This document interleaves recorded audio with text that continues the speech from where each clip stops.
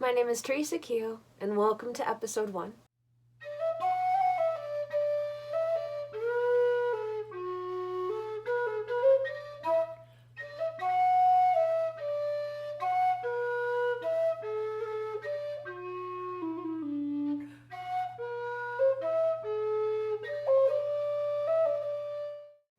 A little bit of an introduction.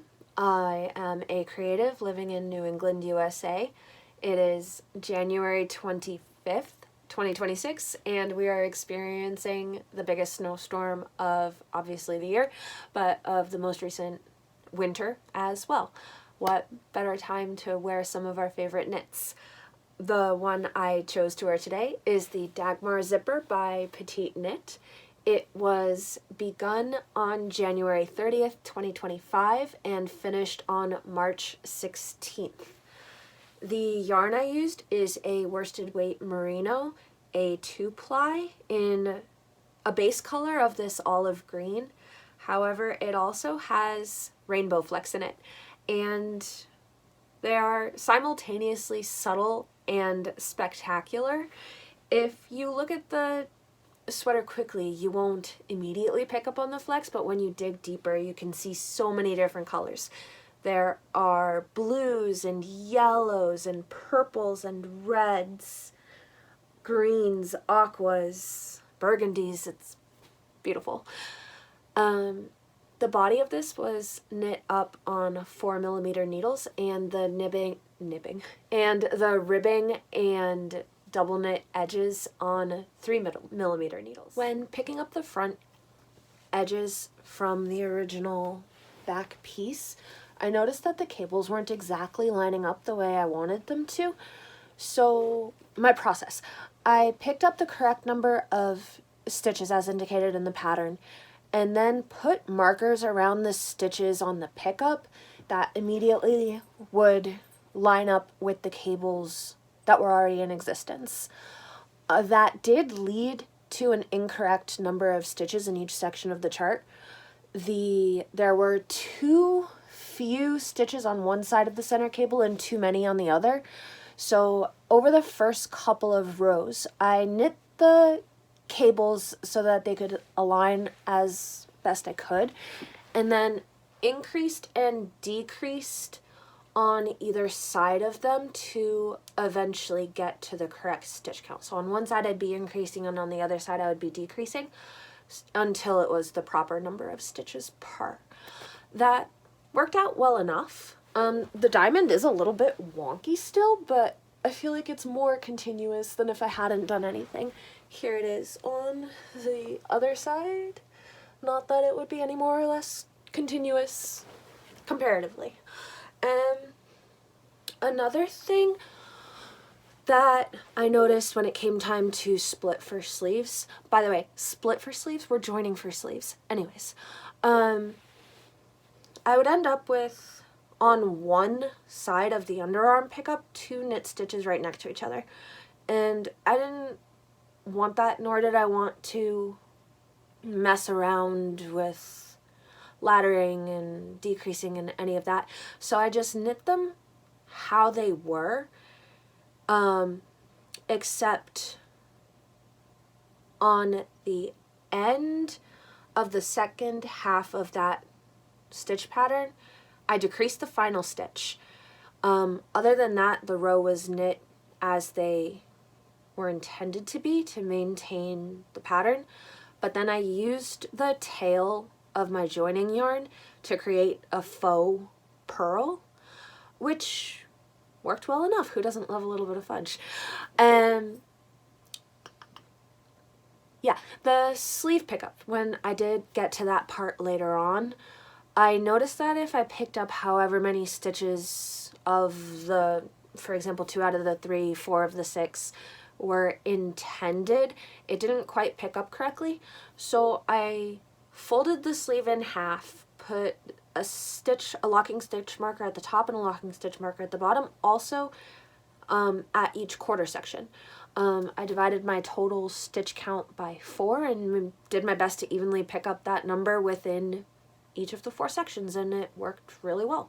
That's a strategy I've used not only on this sweater but on many in the past and intend to continue doing so in the future. While working up the sleeve, I did not put the decreases along the bottom as is usually done on a sleeve. I really didn't want to interrupt the pattern, so I did my decreases on each side of the chart. So my decreases are right along this line and right along this line as well. And in my opinion, I think that was much more seamless than trying to maintain the stitch pattern, and that's a win for me. The rest of the sleeves and the rest of the body went smoothly. There were no major alterations. I did make sure that any decrease I did for moving from the body to the ribbing was done at an equal spacing. I believe I put one in the very front and one in the very back centers, and that worked out well. The last thing to note about this sweater is the zip, and when I went to attach the double knitting, I made sure to, along the folded ribbing, pick up a half stitch from the front side of the fold and a half stitch from the inside of the fold. I don't have any other method to compare it to, but I did feel more comfortable knowing that part of the front and part of the back were included in that pickup. Just felt more even. My final note about this sweater is probably my favorite note.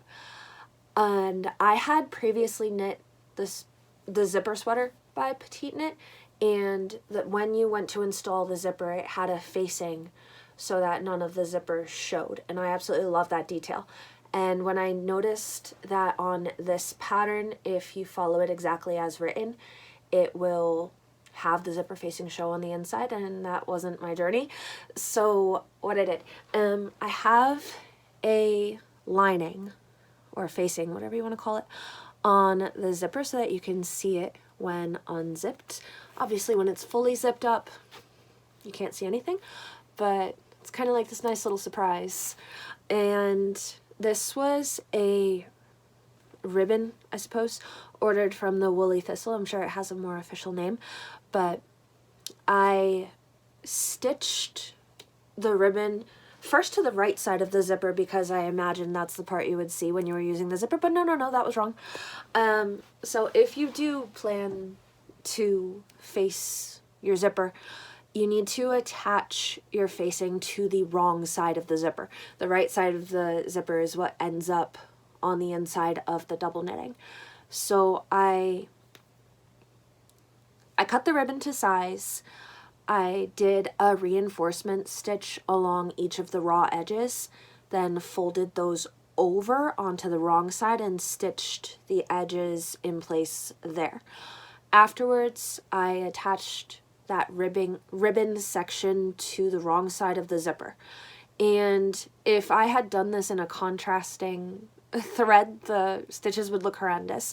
However, I used a black thread, and there's stitching along every black section of this ribbon, but it's solid and effective. So I made sure it was attached to the zipper and then worked that piece, so the ribbon and the zipper together, into the facing of the sweater itself.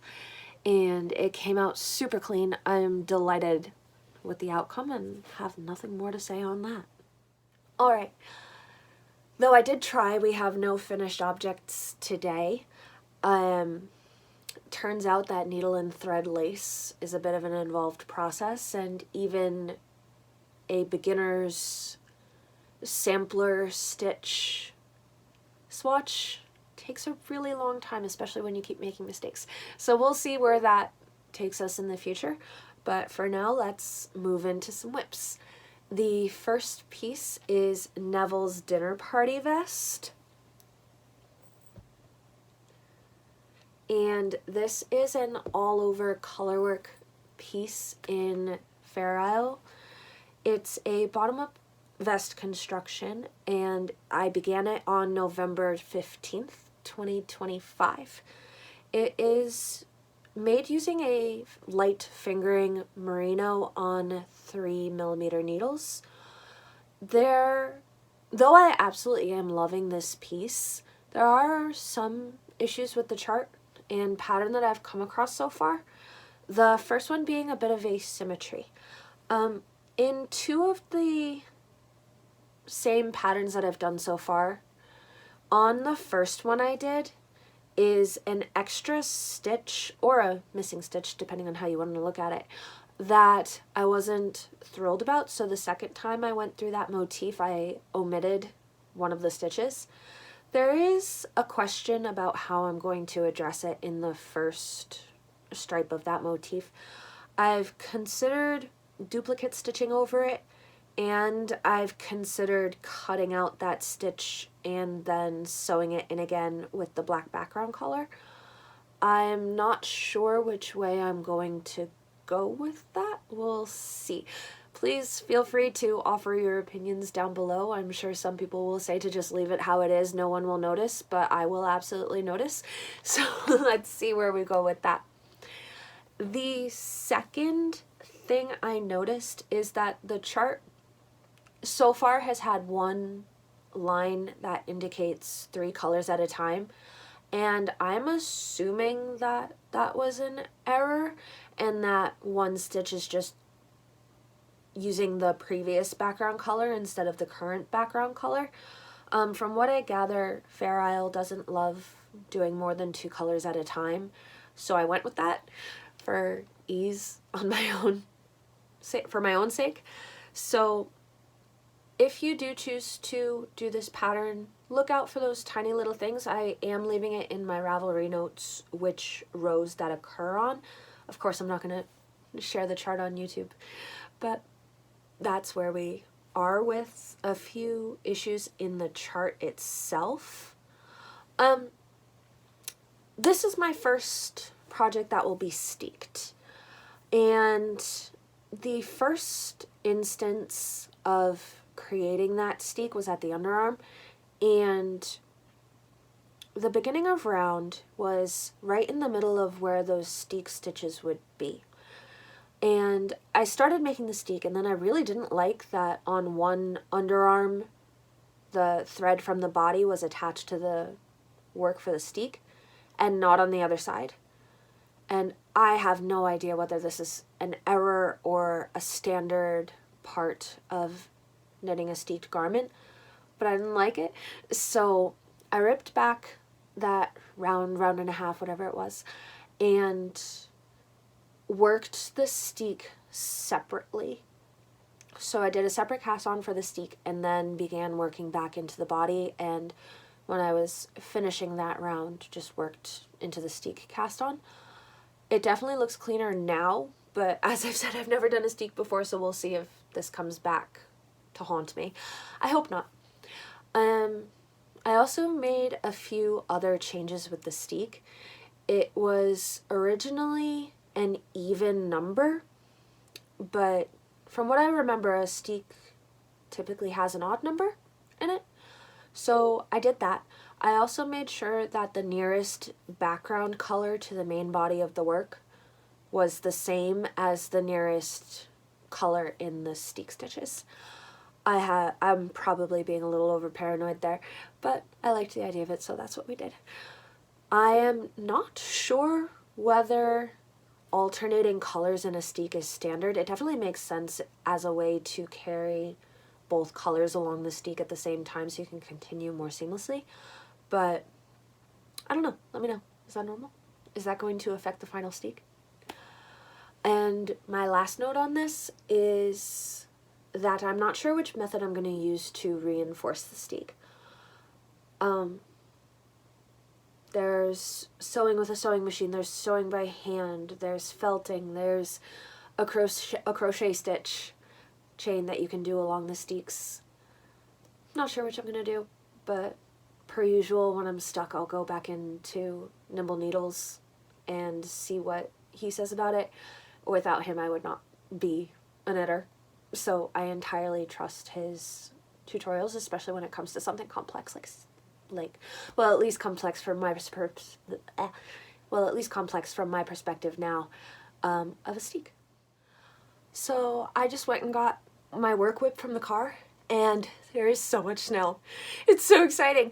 My feet are wet and cold, and it's wonderful-ish. It's so pretty and fun. So this is a sock. I am on a long-term journey of a perfect sock for me. I am pretty close. And as I'm continuing to make my vanilla socks, I'm going to make one change per sock. At least that's the current plan, until it's absolutely perfect. This has a toe box that I've created to really suit my toes. You can see what it looks like here. And I've been doing toe-up Flegel heel socks for a while now, and I'm really happy with that general base of construction. This time I put the gusset on the bottom of the sock. So you can see, it looks funny now, but that looks ridiculous. The gusset is on the bottom as opposed to on the side as it has been in the past. Other than the placement of the gusset, the general process is the same as what I've been doing, just a standard Flegel heel toe-up sock. I use a 72 stitch count. I am currently beyond the heel working up the leg. I'll do the cuff in 1x1 ribbing. That is my favorite ribbing currently. I'm not sure what my favorite row count for the ribbing and leg are, but that's not something I'm considering a major change between my socks. So we're just gonna decide on the fly, see where that goes. I am determined to not bind off the cuff too tightly. That's something that happened in my last pair where they were both too tightly bound off, but one sock was even more tightly bound off than the other. I believe it's my left sock, and it's still able to get on my foot, especially the more that I wear them, but I will keep that in mind as I finish up this sock. This is the first of the pair. I do tend to work my vanilla socks at work. I am not the most social person,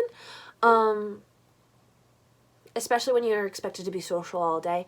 My lunch break, there are some people that go to the staff room and hang out. I can't. I need my moment of peace at that time, so that's when my work sock comes out. Yeah, that's my sock journey. Our next project today to talk about is the second to last one that I'm working on currently, and this is the Night Nook sweater by Stephen West. I do have a hard time telling which side is the front. I believe it's this side.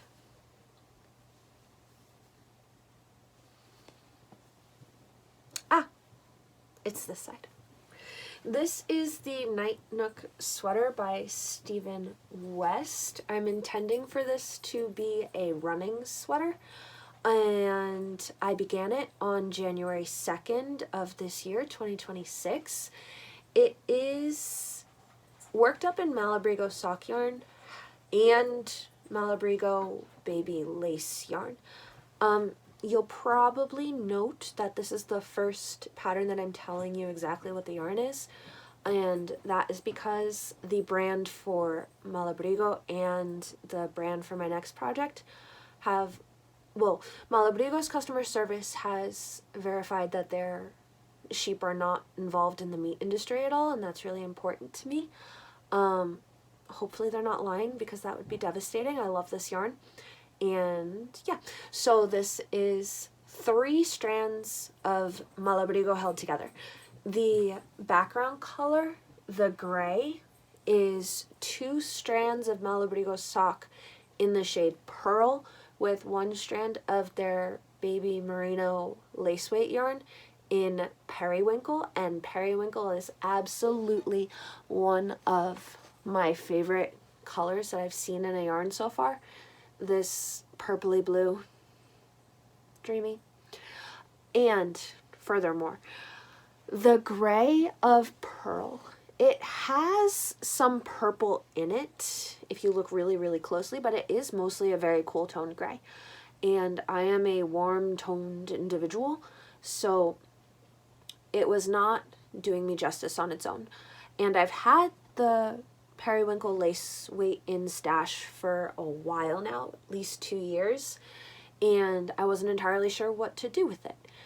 And I had originally planned to hold the sock yarn single in a crochet sweater called the Alma sweater, which is absolutely stunning, and I'd love to make it one day. I just don't know if I would truly wear it on any day other than a solstice. So I decided to find a more everyday appropriate pattern for it. And I ended up on the Night Nook sweater because the yardage worked out. Now this did take took a lot of management. Firstly, this is a worsted weight gauge, and obviously the sock yarn is a fingering weight. So I have 2 strands of pearl in the main color with the one of periwinkle lace weight, and the contrast color is Archangel, also held with the lace weight periwinkle.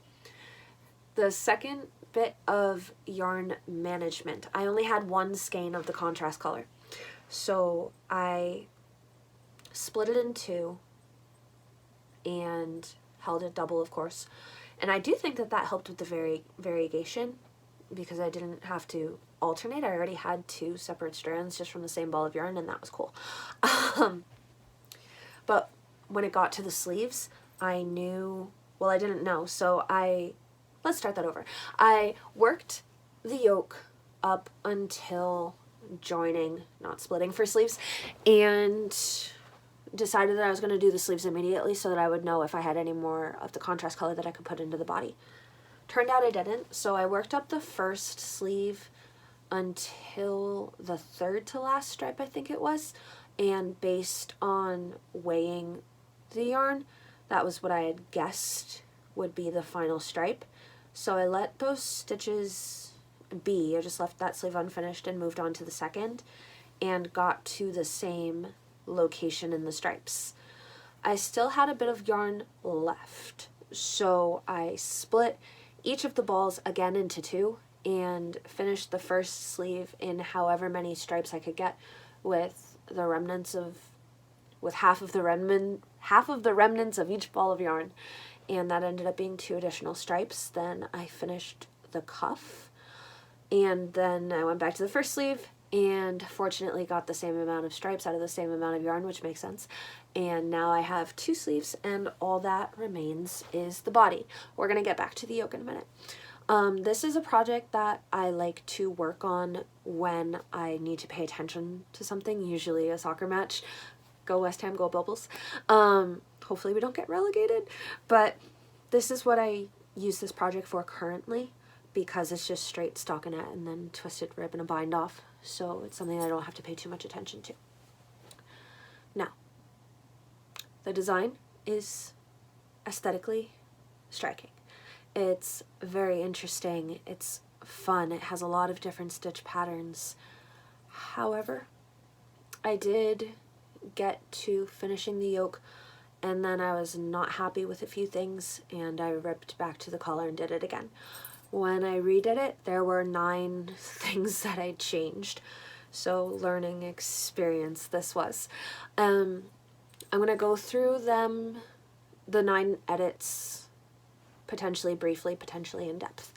So, the first one, when I first, so you do the folded collar and then you do the 2 brioche saddles, and I did those and started the pickup to start working across in all the ways, but in that process I realized that the brioche ridges only aligned with the ribbing on one of the shoulders. So you can see now that they are consistent. The ribbing lines up to the brioche, but that was not how it was originally if you just follow the pattern as is, at least for my size. So that was the first thing I fixed. The specifics to that can be found well, the specifics to all of these can be found in my notes on Ravelry. But yeah, that was the first thing I fixed. The second thing, well, the second and third thing, when I picked up stitches along the brioche shoulders, I did not want to do a backwards loop increase due to the holes. So I figured out how many stitches needed to be along that pickup, decided how many I could pick up in a regular stitch just as I would normally pick up, and then evenly dispersed the rest. So with the brioche, there's the contrast color that's in back, and I would use that to do a make one where needed. Either a make one left or a make one right, staying consistent depending on which side it was on. That did not leave holes around the brioche pickup, which is another win. The third edit with the shoulder pickup, the way it's connected to the collar, particularly in the front, would have, again, left a hole. So I ended up with extra picked up stitches. Some of them I believe were make ones and some of them were lifted legs. It might be both. Please check my notes. And then instead of working two together the way written in the pattern, I would work those two indicated stitches with whichever one was picked up. And this did leave a bit of a bobble at the join. It's nothing overly dramatic. You can see it here. Just a little bit of texture along the collar there. And I mean, with the rest of the texture that's happening in the sweater, I don't think it detracts from it at all. And I'd personally rather have a little bit of a bulkier stitch for a running sweater as opposed to a hole. So take that as you like. Pick your poison. The fourth edit has to do with the front and the back yokes. And there were two things to keep in mind. Firstly, the decreases as written in the pattern are a little bit all over the place. Sometimes on the same side you'll be doing a knit two together or an SSK and it's just really inconsistent. So I would recommend, if you're at a point in your knitting where you feel comfortable doing so, to either do knit twos together consistently on one side or in one direction and then an SSK on the other, or vice versa. My decreases point away from my work. It doesn't really matter to me whether they're pointing in or out as long as they're consistent, so that's why that change was made. Secondly, if you look at the pictures in the designer's photographs and in a lot of the project pages on Ravelry, you'll notice that there's a difference on the right and left of the yoke along this line. On one side, it looks like the garter stitches just go straight, and on the other side, it looks like they go straight and then angle down. And that would have driven me absolutely bananas. So it didn't matter to me whether they were both straight or whether they were both down, as long as they were the same. So my guess was that that was happening because of the slipped stitch edge, and I do believe I was correct. We'll see what happens with blocking and wearing, etc. But I did not slip edges, and when I picked up, that was another process. And so far it seems pretty clean. Both edges are leaning, and I'm happy that they are symmetrical. So that was another winning edit for me. From here on out, my edits, at least some of them, I'm lacking some details as to why, but I'm going to tell you about them nonetheless. Again, please check out my Ravelry for more details and specifics. The stitch count for picking up along the diagonal edges for the yoke threw me for a loop for one reason or another. So I put the exact process for how I figured out how many stitches to pick up along each edge. Math can be hard for me, so I kind of just wrote it down as I went, and if you wanted to follow it, sure you could. Feel free to comment and ask questions if you'd like to do that as well. but I did evenly distribute how many stitches were picked up along the diagonal edges based on the final intended stitch count, which goes into another one of my edits. The way the increases were written, I wasn't sure whether they were going to be even on the front and the back of the sweater. So I used a lot of stitch markers and mapped out where my increases were going to be, and used an online knitting increase calculator to evenly space those the best that I could. It could be that the original pattern had it spaced evenly, but I didn't particularly want to take the risk, so I used that calculator to ensure that it came out the way I wanted it to. Whenever there was, on both this section and I do believe on others, whenever there was a chance that there would be more stitches on either the front or the back or one side or another, I made sure that the increases were towards the front, because that felt more comfortable for me, and so that's what I did. I did use a jogless stripe method, and the one I chose was where you do your round in the first color, you do a round in the next color or the contrast color, and on the first stitch of the second round in the contrast color, pick up the right leg of the main color from its most recent round. And this helps to make sure that your stripes are jogless. I think it's a very effective method. They may not be absolutely perfect, but in my opinion, it's a lot better than if I didn't use that method. So, we have 2 more edits that I've been making to this sweater along the lines of the jogless stripe. The final edit that I said I made was to not twist the first knit when using a lifted leg jogless stripe, and I am a bit confused about what I mean by that, but if I wrote it down, it was probably relevant to the pattern. So if you are making the Night Nook sweater and there's a chance that you might be twisting the first knit while doing a jogless stripe, don't. That's all I can say about that. It's a little confusing, but okay. The final edit, and I hope it's useful. When I went to pick up the sleeves, I ensured that my final stitch count was centered around the 15 brioche stitches. I cannot guarantee that this is what should be done.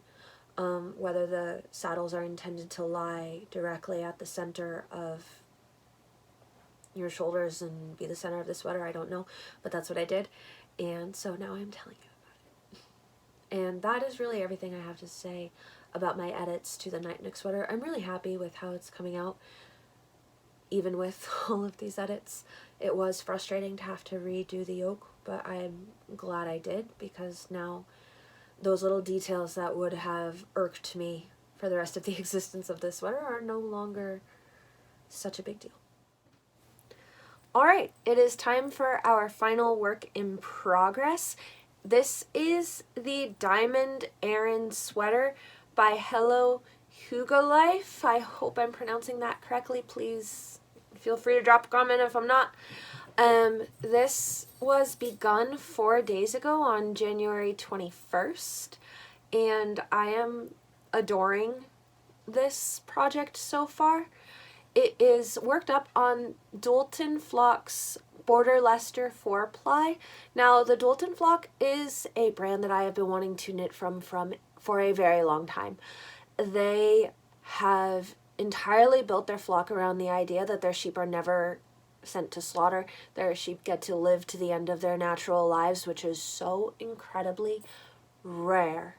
And when I worked up the budget for it, I found the last of it that I could find in the US and just bought them out of anything from the brand that I could find.